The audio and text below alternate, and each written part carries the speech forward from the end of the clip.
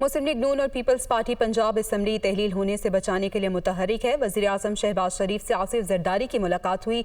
आसिफ जरदारी ने नून लीग को पंजाब असम्बली में मुकम्मल ताउन की यकीन दहानी कराई। ज़रा ऐसा बता रहे हैं, इमरान खान की हिकमत अमली नाकाम बनाने के लिए मुख्तलिफ ऑप्शंस पर गौर किया जा रहा है। पंजाब में गवर्नर राज और वज़ीर आला के खिलाफ तहरीक अदम एतमाद पर भी बातचीत हुई है। तो इमरान खान की हिकमत अमली नाकाम बनाने के लिए मुख्तलिफ जो तरीक़ाकार हैं उन पर गौर किया जा रहा है और ये अहम मुलाकात हुई है वज़ीर आज़म शहबाज शरीफ से आसिफ जरदारी की। इस मुलाकात का अहवाल आपको बता रहे हैं। मुस्लिम लीग नून और पीपल्स पार्टी पंजाब असम्बली तहलील होने से बचाने के लिए अब मुतहरिक हो चुकी है। अहम मुलाकात शहबाज शरीफ और आसिफ जरदारी के दरमियान हुई है। आसिफ जरदारी ने नून लीग को पंजाब असम्बली में मुकम्मल ताउन की यकीन दहानी कराई है।